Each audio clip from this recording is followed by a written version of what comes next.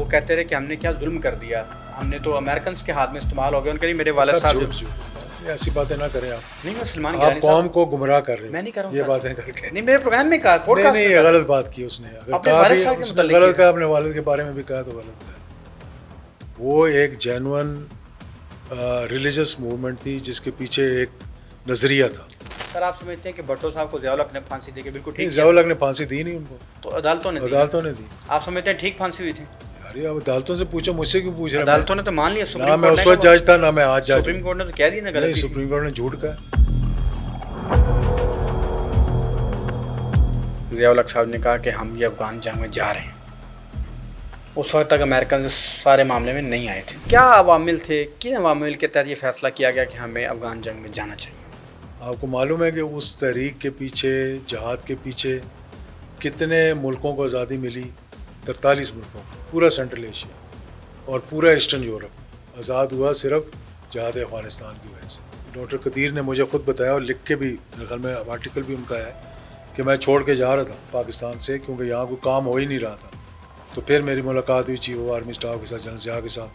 انہوں نے پھر بھٹو صاحب کو بتایا کہ بھائی یہ بندہ ہے, اس کو بتائیں کس طرح فیسیلیٹیٹ کر سکتے ہیں. تو پھر ایک میٹنگ بلائی گئی اور پھر کہا کہ جی جو ان کو فیسیلیٹی چاہیے وہ دیں. 15 لاکھ افغانیوں نے شہادت دی اس جہاد کے دوران. ان کی شہادت کی بدولت ہم آج نیوکلیر بنے. آپ کے والد صاحب نے 1985 میں غیر جماعتی الیکشنز کروائے, اور سارا معاملہ ساروں کو پتہ ہی. اس کے بعد یہ ساری سیاسی پنیری ہوگی. آپ کو لگتا ہے کہ آپ کے والد صاحب نے بطور اس ملک میں ایک ڈکٹیٹر کے ڈکٹیٹرشپ نافذ کر کے ایک بھٹو صاحب کو باقاعدہ طور پہ ہینگ کیا گیا ان کے دور میں, کیا یہ درست تھا؟ 100% درست ہے, 100%.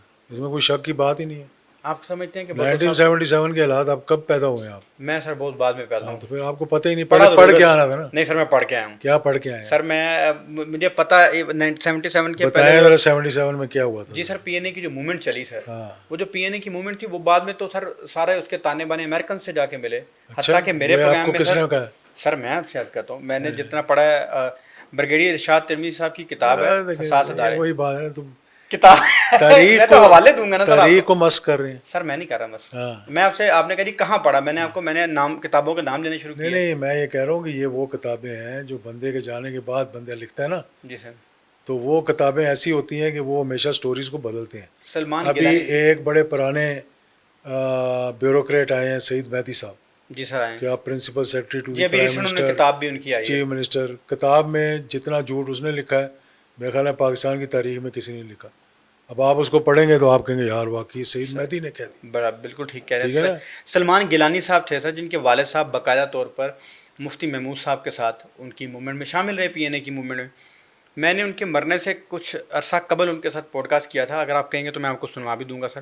انہوں نے باقاعدہ طور پہ کہا کہ ان کے والد صاحب کو باقاعدہ سی اے نے ان کا پی این اے کی موومنٹ کے بعد شکریہ ادا کیا, جس کے بعد وہ کئی دن تک چیخیں مار کے روتے رہے, اور باقاعدہ طور پر وہ کہتے رہے کہ ہم نے کیا ظلم کر دیا, ہم نے تو امریکنس کے ہاتھ میں استعمال ہو گیا. ان کے لیے میرے والد صاحب جھوٹ ایسی باتیں نہ کریں آپ. نہیں, میں سلمان آپ قوم کو گمراہ کر رہے ہیں. میں نہیں کر رہا ہوں یہ باتیں کر کے. نہیں, میرے پروگرام میں کہا, نہیں, یہ غلط بات کی اس نے. اگر کہا بھی اس نے غلط کہا, اپنے والد کے بارے میں بھی کہا تو غلط کہا.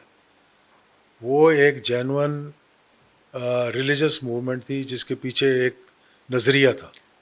اگر وہ نظریہ تھا, میں آپ کو سن لیں نا پھر پوری بات, ٹھیک ہے نا. تو قوم ان کے ساتھ کھڑی ہوئی تھی. 3 شہروں کے اندر مارشل لاء لگا ہوا تھا.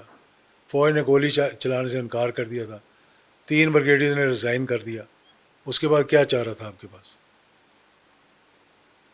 اور بھٹو صاحب کو بتایا جا کے, جنرل ضیاء الحق نے بھٹو صاحب کو جا کے بتایا کہ 3 شہروں میں اگر مارشل لاء لگا رہے ہیں تو تھوڑے عرصے کے بعد پورے ملک میں مارشل لاء لگے گا. پھر فوج آپ کے سربراہی میں نہیں لگائے گی, پھر فوج مارشل لاء لگائے گی. اب آپ کہیں یار پی این اے کی موومنٹ تھی وہ امریکہ نے کی تھی, تو آج کل کو آپ کہہ رہے ہوں گے یار یہ پی ٹی آئی کے جتنی جگہیں جلائیں انہوں نے 72 جگہ پہ جا کے انہوں نے جو توڑ پھوڑ کی, وہ بھی غلط کیا. نہیں, وہ بھی سی آئی اے کے کہنے پہ کیا. غلط کیا نہیں سر, پی ٹی آئی کے لیڈر وہاں موجود تھے. وہ نہیں, کس کے کہنے پہ کیا تھا سر؟ ان کی سوچ اور اپروچ تھی, اینٹی اسٹیبلشمنٹ سوچ کے تحت انہوں نے اس ملک کے ساتھ, اس ملک کی سیاست کے ساتھ ظلم کر دیا. نہیں, میں یہ کہہ رہا ہوں کل کو بیٹھ کر لوگ پوڈ کاسٹ کریں گے جی کہ فلاں نے کروایا, فلاں نے کروایا. کہا تھا نا کہ we will make horrible example out of you. So Bhutto صاحب کو اتنی بڑی بات کہہ دی ان نہیں کی پھر وزیر کیا خارجہ ہوا؟ نے. پھر انہوں نے لیٹر لہرایا باقاعدہ طور پر یہ میرے خلاف کیا ہو رہا ہے. تو وہ بھی ایک عمران خان نے بھی لڑایا تھا لیٹر لڑانے سے کیا ہوتا ہے؟ مجھے آپ دیں سمجھتے ہیں کہ کاغذ یہاں سے فولڈ کر کے دیں میں بھی ہلا دوں یار. سر آپ سمجھتے ہیں کہ بھٹو صاحب کو ضیاء الحق نے پھانسی دے کے بالکل نہیں، ٹھیک کیا ضیاء تھا؟ الحق نے پھانسی دی نہیں ان کو، تو عدالتوں نے دی نا. عدالتوں نے دی. آپ سمجھتے ہیں ٹھیک پھانسی ہوئی تھی؟ یار یہ اب عدالتوں سے پوچھو، مجھ سے کیوں پوچھ رہا ہے؟ عدالتوں نے تو مان لیا. نہ سپریم میں کورٹ اس نے وقت جج تھا نہ میں آج جج سپریم ہوں. کورٹ نے تو کہہ دیا نا نہیں، غلطی تھی. سپریم کورٹ نے جھوٹ کہا. جس آپ شخص نے یہ کہا آج وہ سب سے بڑا لانتی بنا ہوا ہے اس ملک کے اندر. کون تھا اس وقت چیف جسٹس؟ آپ جنرل اس کی کون تھا چیف فائزہ جسٹس؟ کی بات کر رہے ہاں ہیں. تو اس کو کیا آج سڑک پہ نکل کے دکھائے؟ کیوں کہا تھا اس نے؟ خوش کرنے کے لیے. یعنی اس سپریم کورٹ کا فیصلہ بھائی درست اس تھا، نے کوئی اس دیکھے، سپریم مجھے کورٹ کا غلط ایک ہے. میں نے پوچھا تھا سوال، جی سر. میں کہا اس کے اندر ایک قانونی غلطی نکالے، ایک سر آپ یہ اگر پورے کیس کے اندر. میری گائیڈنس کے لیے سر مجھے یہ بتائیے گا سر کہ آپ ماشاءاللہ تاریخ آپ نے اپنی آنکھوں سے پاکستان کی تاریخ بنتے دیکھی ہے. آپ ہم نے تو چلو پڑھی ہے نا سر. پاکستان کی تاریخ میں آج تک مشورے پر صرف ایک ہی پھانسی دی گئی ہے اور کہتے ہیں کہ بھٹو صاحب کو دی گئی ہے کہ قتل کے مشورے میں شامل تھا. پاکستان میں آج تک کوئی پھانسی ایسی نہیں ہوئی جو کسی کو اس بنیاد پہ دی گئی ہو کہ اس نے مشورہ دیا تھا تو اس بنیاد پہ پھانسی ایک ہو. بندے کا قتل تھوڑی ہوا تھا، اچکزئی کے بھائی کا قتل ہوا، کیس تو ایک ہی چلا نا. نذیر شہید کا اس کو تو کیا بہت کچھ، پھر خواجہ صاحب رفیق شہید صاحب کے کیا، والد بھی شہید ہوئے، وہ تو بہت شہید کچھ ہوئے. آتا نا. لیکن اس کیس میں جہاں پھانسی دی گئی اس میں مشورے پر ان کو پھانسی دی گئی. مشورے بھی پھانسی ہوتی ہے اور کس میں ہوتی ہے پھانسی؟ اس نے جا کے خود تو نہیں مارنی تھی ان نا. کے بعد کبھی کسی کو کیوں نہیں ہوئی مشورے پہ کس کے پھانسی؟ بعد؟ اس کے بعد کسی نے مشورہ دیا ہی نہیں ہوگا. اگر مشورہ دیا کہ اس میں ہنسنے والی کون سی بات ہے؟ میں حیران ہوں میں خود حیران ہو رہا ہوں آپ کی باتیں سن کر. میں حیران ہو رہا ہوں اور آپ ہنس رہے ہیں آگے سے یار. سر. اچھا سر میں صرف اچھا سر میں یہ چاہتا ہوں سر کہ میں سوال لیکن آپ بات سنو میری، جی. نہ تو میں جج ہوں نہ میں اس وقت بیٹھا ہوا تھا. جن ججوں نے دی انہوں نے 100% جج ہائی کورٹ کے تھے، سپلٹ ڈیسیجن تھا سپریم کورٹ کا. اس کے بعد ریویو میں گئے. ریویو میں 100% ججز جنہوں نے اس وقت بات کی تھی اس ساروں کے ساروں نے کہا کہ جی قانونی طور پہ اس میں کوئی غلطی نہیں تھی. اس کے بعد ہوتا تھا چیپٹر کلوز. ٹھیک ہے نا. زرداری نے ریفرنس بھیجا، زرداری کو خوش کر کے. یہ تو وہ فائز عیسیٰ ہے جو کہ اسمبلی میں آ کے بیٹھ گیا تھا ایز چیف جسٹس، پارلیمنٹ کے اندر آ کے بیٹھ گیا تھا. تو ججوں کا تو یہ کام نہیں ہوتا. اور آج اس فائز عیسیٰ کی یہ حالت ہے کہ وہ باہر سڑک پہ نہیں نکل سکتا پاکستان میں. اگر آپ کہتے ہیں کہ ایک جج جو ہے وہ پارلیمنٹ میں نہیں بیٹھ سکتا آ کے، تو چلو کیا یہ کوئی لمبی بحث نہیں ہے، آ کے بیٹھ جائے کیا فرق پڑتا ہے اس سے. تو اس کو نہیں بیٹھنا چاہیے تھا وہاں. تو کسی ایک جنرل کو سر برسر اقتدار آنا چاہیے. کیوں نہیں آنا چاہیے؟ وجوہات ہوتی ہیں نا، ہر ایک کی وجوہات تھیں. جو حالت تھی 1977 میں نے آپ کو بتایا ہے. تھوڑا اور مطالعہ کریں گے تو آپ کو زیادہ معلومات آ جائیں گی. کسی اس وقت کے بندوں سے بیٹھ کے بات کریں گے جن کو دلائی کیمپ میں ڈالا ہوا تھا، جن کو سلوں پہ لٹایا. مولانا توفیل صاحب سے پوچھیں یا اور کچھ نہیں، جا کے شامی صاحب سے پوچھ لیں. شامی صاحب کا میں نے انٹرویو کیا تھا. مجیب الرحمان شامی صاحب سے پوچھ لیں جا کے. اس سے وہ بیچارے ضیاء شاہد صاحب فوت ہو گئے جو ان کے ساتھ کی. الطاف حسن قریشی صاحب ابھی فوت ہوئے ہیں. ان سے پوچھیں جا کے کہ آپ کے ساتھ کیا کیا تھا دلائی کیمپ میں. پیپلز پارٹی کے بہت سے رہنما اور لوگ کہتے ہیں کہ ان کے ساتھ بھی مار پڑی. خاور نعیم ہاشمی صاحب کو مارا، کوڑے مارے گئے. تو کوڑے مارنے کی تو ویڈیوز بھی ہیں. ہاں یہی کچھ تو ضیاء الحق صاحب نے کوڑے دہرایا. مارے گئے تھے ان لوگوں کو جنہوں کے زانی تھے، شرابی تھے، جو پکڑے گئے تھے. ان کو آج ہیرو بنا کے پیش کیا جا رہا ہے. ہوٹلوں کے اندر عورتوں کے ساتھ پکڑے گئے تھے، ان کو کوڑے لگے. اس کی تصویر اٹھا کے رضا ربانی صاحب نے پارلیمنٹ میں لگائی ہوئی ہے کہ یہ بہت بڑا وہ تھا، 30 مار خان تھا. اور یہ پتہ نہیں لگا کہ اس کو پکڑا کس وجہ سے تھا. مطلب ریڈ ہینڈڈ پکڑا گیا تھا خاتون کے ساتھ کون سا؟ ہوٹل میں لے جا کے. وہ جس کی تصویر لگائی ہوئی ہے، مجھے اب نام تو پتہ نہیں کہ کون ہے وہ. کبھی سینٹ میں جائیں تو جا کے دیکھ لینا وہاں. اچھا یہ بتائیے گا سر کہ ضیاء الحق صاحب نے باقاعدہ طور پر وہ جنرل عامر کی میجر عامر کے ہم نے انٹرویو سنا اور انہوں نے کہا جی اختر عبد الرحمان نے بلایا اور کہا کہ بھائی جان ہم ضیاء الحق صاحب نے کہا کہ ہم یہ افغان جنگ میں جا رہے ہیں. اس وقت تک امریکن اس سارے معاملے میں نہیں آئے تھے. اس وقت انہوں نے کہا جی کہ ہم اس سارے معاملے میں جا رہے ہیں، اب تیاری پکڑیں. جنرل اختر عبد الرحمان کو کہا جنرل ضیاء الحق صاحب نے. سر یہ بتائیے گا کہ کبھی آپ کی ڈسکشن ہوئی یا میں اپنے علم کے ہی پوچھ رہا ہوں، کیا وجوہات تھیں کہ اپنے علم کے لیے پوچھنا چاہتے ہو یا عوام کے علم نہیں کے سر، لیے؟ میں اپنے دونوں کے اپنے پھر علم کے تو لیے پوچھ. پوڈ کاسٹ بند کر کے بات کرتے ہیں نا آپس میں. اپنے علم کے لیے کیا مطلب ہے؟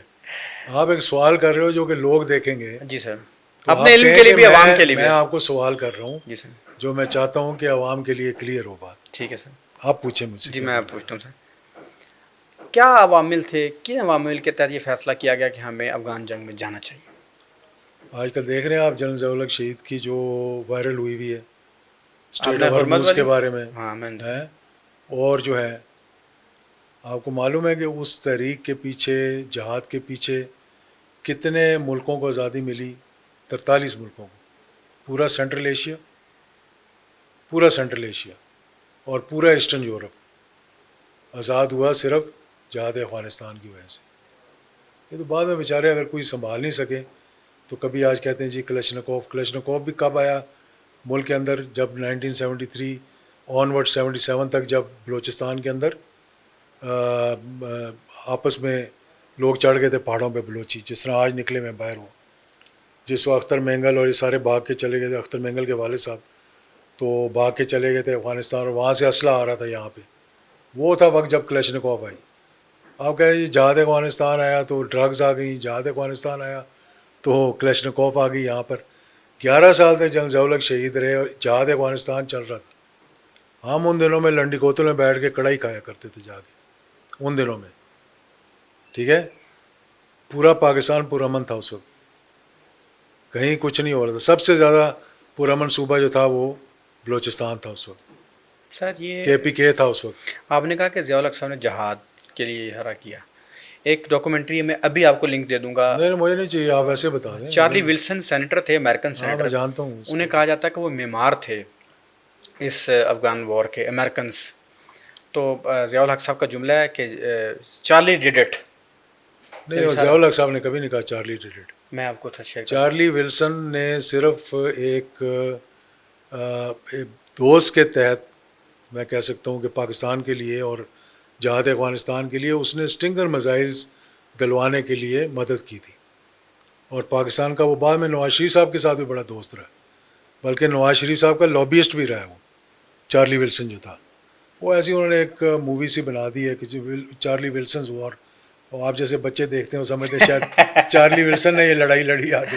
چارلی ولسن کو تو پتہ ہی نہیں تھا کہ کیا ہو رہا ہے کیا نہیں ہو رہا. ہاں البتہ یہ تھا کہ وہ پرو جہاد تھا. اس نے کانگریس میں جا کے اور امریکنز کو کنونس کیا کہ ہمیں سپورٹ کرنا چاہیے اس جہاد. جو میں جتنی میں نے ایک اور بھی بات آپ کی انفارمیشن کے لیے بتا دوں کہ کوئی امریکن سولجر جو ہے افغانستان پہ بوٹ کن پٹ از بوٹس.